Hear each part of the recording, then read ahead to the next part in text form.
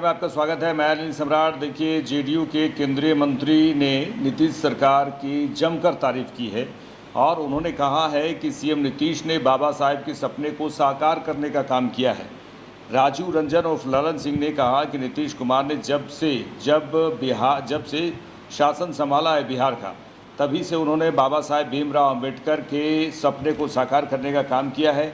आज भी बाबा साहेब भीमराव अंबेडकर को मानने वाले लोगों के मन में नीतीश कुमार जी के प्रति श्रद्धा है। मजबूती से जेडीयू सब दिन सामने रहती है। आपको अगर नहीं दिखाई पड़ता, जेडीयू सब दिन मजबूती से सामने रहती है।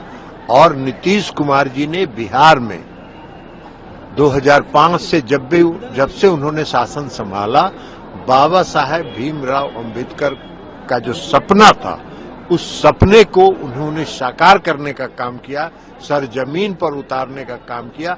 इसलिए उनके प्रति आज भी बाबा साहेब भीमराव अंबेडकर के को मानने वाले जो लोग हैं, उनके प्रति श्रद्धा है नीतीश कुमार जी के प्रति कि बाबा साहेब के सपनों को वो साकार कर रहे हैं।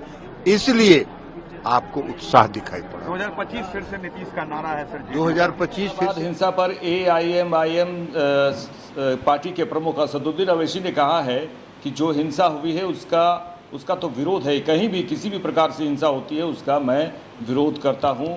और उन्होंने कहा है कि मैं पश्चिम बंगाल सरकार का प्रवक्ता नहीं हूं। हमने हमेशा हिंसा की निंदा की है और ऐसा करते रहेंगे। विरोध प्रदर्शन शांतिपूर्ण होना चाहिए। किसी भी तरह की हिंसा निंदनीय है।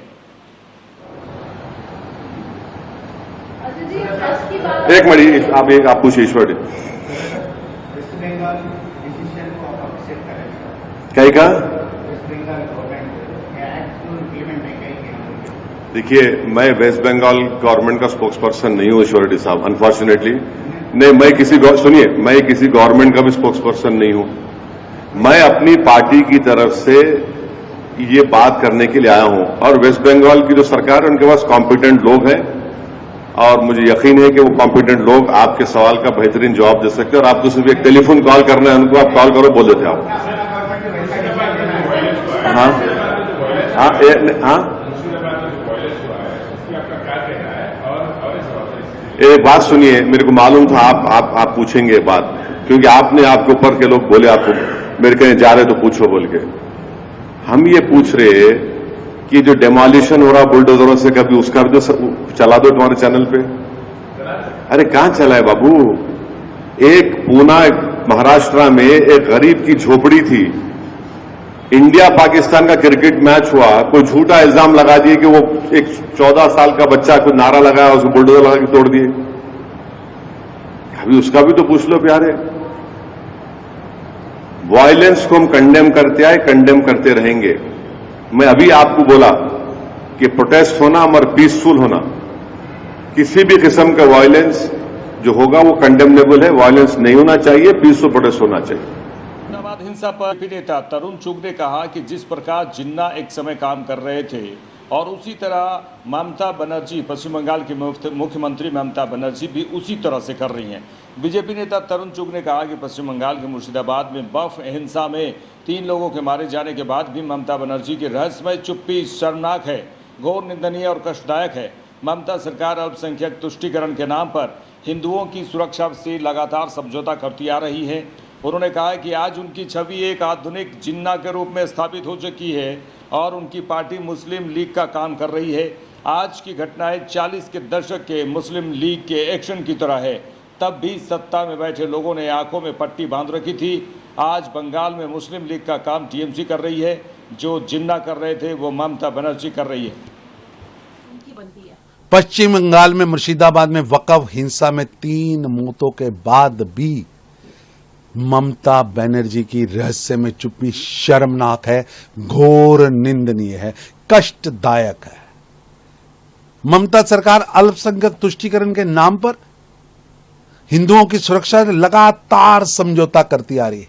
आज उनकी छवि एक मॉडर्न जिन्ना के रूप में स्थापित हो चुकी है और उनकी पार्टी टीएमसी मुस्लिम लीग का काम कर रही है। आज की घटनाएं 40 के दशक के मुस्लिम लीग के डायरेक्ट एक्शन की तरह हैं। तब भी उस समय के हुक्मरानों ने हाथ बांध रखे थे, आंखों पर पट्टी बांध रखी थी। आज भी बंगाल में जो काम मुस्लिम लीग कर रही थी, आज तृणमूल कांग्रेस कर रही है। जो जिन्ना कर रहे थे वो ममता बनर्जी कर रही हैं, और डायरेक्ट एक्शन जैसी घटिया घटनाएं हो रही हैं। पश्चिम बंगाल के हालत बदतर हो चुके हैं, जिसका अंदाजा लगाया जा सकता है कि हाई कोर्ट को, देश प्रदेश के न्यायालय को जनहित में केंद्रीय बलों की तैनाती के आदेश देने पड़ते हैं। ये राज्य सरकार की विफलता और कानून व्यवस्था में पूरी तरह चरमराने का प्रमाण है। ममता बनर्जी का यह कहना कि हम कानून लागू नहीं करेंगे, सीधे सीधे संविधान की अवहेलना और बाबा साहब अंबेडकर जी के संघीय ढांचे का अपमान है। बंगाल की जनता जान चुकी, तुष्टीकरण की राजनीति और संविधान के अपमान करने वाली तृणमूल कांग्रेस अब राज्य की शांति एकता के लिए खुद ही खतरा बन चुकी है। उपद्रवियों को खुद तृणमूल कांग्रेस और ममता बनर्जी उकसा रही है। आज देश जानना चाहता है टीएमसी और उपद्रवियों के बीच में क्या रिश्ता है। मंत्री नित्यानंद राय ने कहा है कि आज प्रधानमंत्री नरेंद्र मोदी के शासनकाल में भीमराव अंबेडकर के सपनों का जो सपना है वो साकार हो रहा है। केंद्रीय मंत्री नित्यानंद राय ने कहा है कि बाबा साहब भीमराव अंबेडकर भारत के संविधान निर्माता थे। संविधान निर्माता ने संविधान की भावनाओं में देश में गरीबी मिटाकर समतामूलक समाज बनाने और भारत को एक सुदृढ़ देश बनाने में लगाया। उसी के सम्मान में आज प्रधानमंत्री द्वारा बाबा साहब भीमराव अंबेडकर के सपनों को पूरा किया जा रहा है। कांग्रेसियों ने हमेशा बाबा साहब अंबेडकर को अपमानित किया, चुनाव में हराया, भारत रत्न नहीं दिया, उन्हें इतना प्रताड़ित किया कि उन्हें नेहरू मंत्रिमंडल से इस्तीफा देना पड़ा।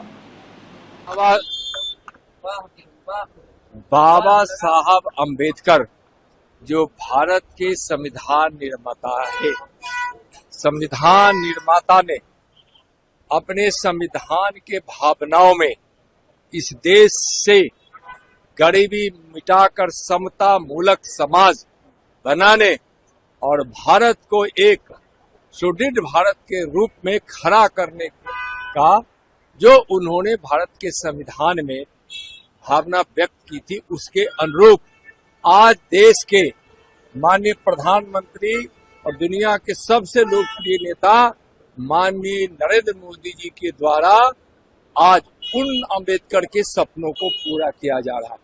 कांग्रेसियों ने हमेशा बाबा साहब अंबेडकर को अपमानित किया, चुनाव में हराया, भारत रत्न की उपाधि नहीं दी, अंबेडकर जी को इतना प्रताड़ित किया गया, अपमानित किया गया कि उनको नेहरू मंत्रिमंडल से इस्तीफा देना पड़ा।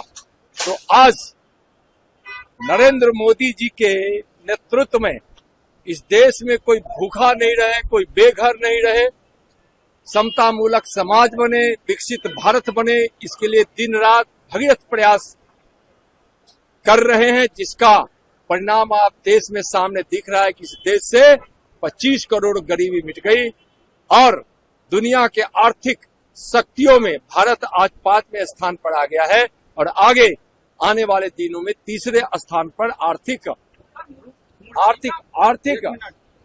रूप से 3रे स्थान पर भारत जब होगा, उस समय यह देश विकसित भारत बनकर दुनिया के सामने एक आदर्श के रूप में सम्मान। बंगाल के मुर्शिदाबाद में हिंसा मामला को लेकर उत्तर प्रदेश के सीएम योगी आदित्यनाथ ने कहा है कि वहाँ के गरीब महिलाओं को, गरीब लोगों को फ़ायदा होगा, इसलिए होगा कि वहाँ पर कई ऐसे ज़मीन है जिसे वक्फ ने अपने कब्जे में किया है। देखिए, उत्तर प्रदेश के मुख्यमंत्री योगी आदित्यनाथ ने इस बात को जोर देकर कहा है कि हमें आश्चर्य होता है कि यह पश्चिम बंगाल वही राज्य और देश है जहां वक्फ के नाम पर लाखों एकड़ ज़मीनों पर जबरन कब्जा किया गया है। अब जब वक्फ संशोधन विधेयक संसद में पारित हुआ है तो इस पर कार्रवाई की जा रही है, तो इसके खिलाफ हिंसा भड़काई जा रही है। पश्चिम बंगाल के मुर्शिदाबाद में 3 हिंदुओं की निर्मम हत्या हुई है, उनके घरों से बाहर खींचकर उनकी हत्या की गई। ये कौन लोग हैं? ये वही दलित, वंचित और गरीब हिंदू हैं जिन्हें इस जमीन का सर्वाधिक लाभ मिलने वाला है। ये व्यवहारिक धरातल पर भी दलित और वंचितों का अधिकार छीनने के अधिकारी होते हैं। आप देखते होंगे कहीं दलितों की झोपड़ी पर, उनकी जमीन पर कब्जा करने वाले कोई लोग होंगे, तो इन्हीं दलों से जुड़े हुए लोग होंगे। ये सर्वाधिक कब्जा करते हैं। और ठीक बात है कि सरकार का डंडा है, सरकार उनको ठीक भी करती है, दुरुस्त भी करती है कि जिससे वे लोग गरीबों की, वंचितों की जमीनों पर कब्जा न कर सके। लेकिन फिर भी उनके द्वारा किस प्रकार के राग अलापे जाते हैं, हमें आश्चर्य होता है। ये वही राज्य है और यह देश वही देश है जिस देश में वक्फ के नाम पर लाखों एकड़ लैंड कब्जे की गई है और उनके पास कोई कागज नहीं, कोई राजस्व रिकॉर्ड नहीं। और राजस्व रिकॉर्ड नहीं तो सभी को वापस लेने की कार्रवाई, जब इस संशोधन विधेयक संसद में पारित हुआ है और अब इस पर कार्रवाई हो रही है, तो इसके लिए हिंसा भड़काई जा रही है। हिंसा में आपने देखा होगा कब पश्चिमी बंगाल में मुर्शिदाबाद 3 हिंदुओं की निर्मम हत्या हुई, उनके घरों से खींच करके उनकी हत्या हुई। और ये सब कौन है? ये सभी वही दलित हैं, वही वंचित हैं, वही गरीब हिंदू हैं जिसको इस जमीन। डिप्टी सीएम विजय कुमार सिन्हा ने विपक्ष पर सीधे सीधे निशाना साधा है। उन्होंने कहा है कि विपक्ष को राष्ट्रवाद से जुड़ना चाहिए। उन्होंने कहा कि राष्ट्रवाद की मजबूत नींव की ईंट से जो विकसित भारत की मजबूत इमारत बनेगी, वह भारत की जनता को फिर से गौरवान्वित करेगी, वह भारत के वैभव को भी बढ़ाएगी। विपक्ष को राष्ट्रवाद से जुड़ना चाहिए, उन्हें वंशवाद और परिवारवाद से बाहर आना चाहिए, उन्हें राष्ट्र को कमजोर करने की मानसिकता से मुक्त होना चाहिए। डॉक्टर भीमराव अंबेडकर जी का जयंती के अवसर पर आज पूरे भारत के अंदर हमारा आजादी का शताब्दी वर्ष मनाने वाला योद्धा मजबूत नींव का ईंट देश के प्रधानमंत्री के नेतृत्व में रख रहा है और राष्ट्रवाद का जो मजबूत नींव का ईंट पर मजबूत इमारत विकसित भारत का बनेगा, वह भारत की जनता को फिर से गौरवान्वित करेगा और भारत के वैभव को बढ़ाएगा। विपक्ष को राष्ट्रवाद से जुड़ना चाहिए, वंशवाद परिवारवाद से बाहर आना चाहिए और राष्ट्र को कमजोर। मुठभेड़ में एक जवान शहीद हो गए। इसको लेकर सीएम हेमंत सोरेन ने श्रद्धांजलि दी है और उन्होंने कहा है कि प्रदेश में नक्सलियों के खिलाफ लगातार कार्रवाई जारी है। आज हमारे जो है आरक्षी हैं सुनील धान जी, ये नक्सली ऑपरेशन में उनकी मृत्यु हुई है। और जैसे कि आप सबको मालूम है, बहुत सघन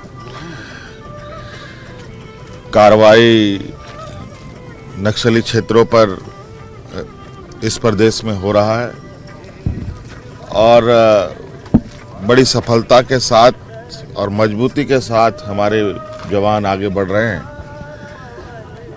क्योंकि ये इतनी बड़ी समस्या पूरे देश के लिए है और इसको लेकर के हम लोग